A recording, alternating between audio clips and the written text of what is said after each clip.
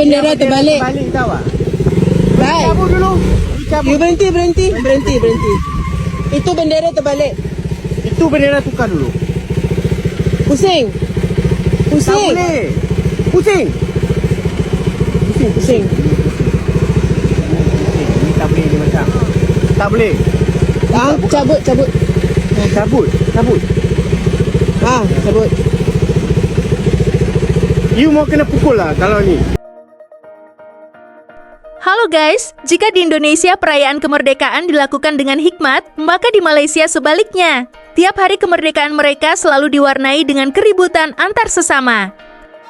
Masalah yang muncul seperti bendera terbalik, lalu bendera jadi lap motor, lalu bendera terbalik lagi, lalu bendera digunting-gunting, lalu bendera terbalik lagi, lalu bendera tanpa cetakan bulan bintang, lalu bendera terbalik lagi, lalu bendera robek-robek, lalu bendera terbalik lagi, dan begitu seterusnya, seolah tidak pernah belajar dari kesalahan yang sudah-sudah. Dan kini bendera terbalik kembali terjadi. Dan kini lokasinya adalah sebuah pabrik di wilayah Johor. Tidak hanya bendera negara yang dipasang terbalik, namun bendera Johor juga diperlakukan sama.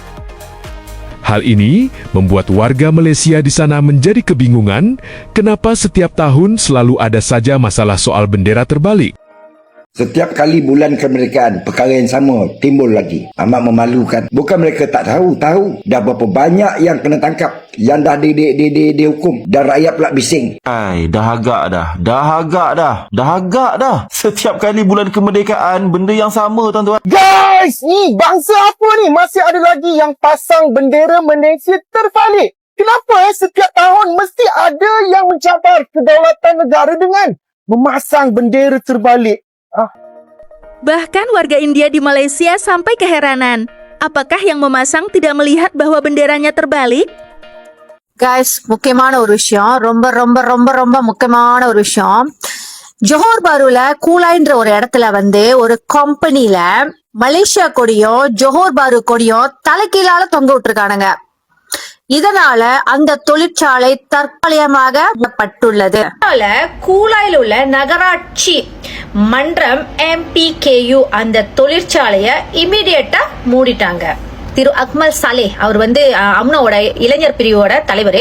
அவர் அரசாங்கம் ஜேபியில் உள்ள அரசாங்கம் இவ்வளவு விரைவாக நடவடிக்கை எடுத்ததுக்காக அவங்க பாராட்டியிருக்காங்க. எனக்கு ஒரு விஷயம் புரியல, அந்த கொடியை ஏத்துற வரைக்கும் அவங்களுக்கு கண்ணு தெரியல. கொடியை நம்ம தலைகளால் ஏத்துற மாதிரி எனக்கு தெரியல, கண்ணை எங்க வச்சுக்கிட்டு தான் வேலை செய்யறாங்க அப்படின்னு. கொடி ஏறிடுச்சு, எவ்வளவு பேர் பார்த்திருப்பாங்க. ஓ மை காட், இது உண்மையில என்ன கேட்டா சீரியஸான ஒரு விஷயம், சத்தியமா மன்னிக்க முடியாத ஒரு விஷயம். ஐயோ, எதை பார்த்துக்கிட்டு தான் கொடி ஏத்துறாங்க, என்ன நினைச்சிட்டு தான் வேலை செய்யறாங்கன்னு வர ஒண்ணுமே தெரிய மாட்டேங்குது. Bahkan warga Malaysia sampai keheranan ketika tokoh politik di Malaysia menyebutkan bahwa isu bendera terbalik jangan membuat pemerintah menjadi zalim, menutup pabrik tersebut seperti harimau. Oh, aku baru tahu harimau itu zalim. Tengok. Kan dok kata dah, mesti ada punya talon-talon yang keluar. Tengok ni, tutup kilang sebab isu bendera. Kerajaan jangan lebih zalim daripada harimau. Teng Chang Kim. Harimau ni zalim kah? Isu bendera terbalik, kerajaan jangan lebih zalim dari harimau. Ya macam gini ni, kita merdeka ni dah dekat 70 tahun dah tau. Tiap kali merdeka, itulah bendera tu nak terbalik. Kalau kau perasan, bila time nak merdeka je kan, banyaklah isu bendera terbalik. Kau rasa bendera Malaysia ni antara bendera yang susah nak terbalik, kau tahu tak? Kalau kau jenis benak sangat otak kau tu, kau tengok pun kadang-kadang dah boleh tahu dah bendera tu terbalik ke tidak ke. So tak ada istilah, tak perasan pun terbalik. Tak perasan pun.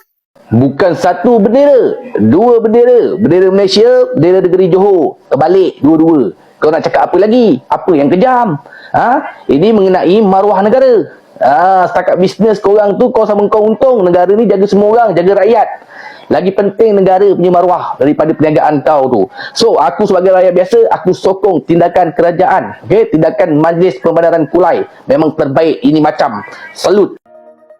Bahkan, tokoh politik Akmal Saleh tetap jadi bulan-bulanan karena dirinya kini diam saat kesalahan pemasangan bendera ada di wilayah kuasanya. Sebelumnya dia selalu berteriak dengan lantang dan mengatakan bahwa tindakan membalik bendera sama saja mencederai marwah negara. Masuk ni kali kedua dah bendera terbalik dekat kawasan Johor. Kali ni dekat Iskandar Puteri. Dengar kata kilang tu tak ada lesen. Aku teringin sangat lah nak dengar suara Akmal. Lama tak dengar suara Akmal ni pasal bendera terbalik ni. Aku teringin sangat nak dengar. Dia kata kalau sekali bendera terbalik, tak apa lagi, mungkin tak sengaja. Ini dah 2 kali dah bendera terbalik ini sengaja ni. Mari kita buat perhimpunan. Negeri yang bendera terbalik tu, parti ni jadi kerajaan. Jadi susah sikit lah dia nak mengamuk. Dia kalau kat Penang ke, kat Selangor ke, dia boleh mengamuk. Dia punya mengamuk tu lain macam. Sekarang ni dia tengah jadi mood burung terkukur. Sebenarnya jika kita mau telaah, alasan Malaysia selalu bermasalah dalam pemasangan bendera adalah satu, mereka sebenarnya tidak benar-benar merdeka. Bahkan dari dulu mereka selalu bersekutu dengan penjajahnya, yaitu Inggris. Dan ini profesor mereka yang mengatakan demikian. Jadi tidak perlu heran jika rakyat Malaysia banyak yang tidak menghargai simbol negara tersebut. Melaya itu bukan jajahan British. Melaya itu naungan British. Jadi bila kau di bawah naungan British, bila masa kau merdeka? Kau merdeka dari siapa? So, bila dia cakap dia terlepas dari penjajahan, siapa menjajah kau? Dia dah. Lepas itu dia bilang dia merdeka, dia laung 7 kali. Kau merdeka dari siapa? Kalau kau tidak dijajah. Artinya Melayu di Melaya itu kan dia jadi bodoh oleh orang politik di mana mereka bilang dia merdekakan daripada British. Semua sejarah pada hari ini saya tolak. Buku sejarah pada hari ini terutama buku teks saya tolak. Kenapa saya kata macam tu? Semua buku sejarah kita sebenarnya tidak betul. Orang akan marah bila saya kata macam ni. Ada elemen sejarah yang dalam bidang sejarah ahli akademik ni dia boleh bincang secara terbuka, tetapi di luar dia tak boleh sentuh secara terbuka, dia sensitif. Dan kita belajar dalam buku teks, kita pada hari ini ada isu PKM ni berjuang merdeka atau tidak contohnya. Seolah-olah tidak boleh diselesaikan. Dalam sejarah kita boleh selesaikan sebenarnya. Ada jawapan, ada rekod British.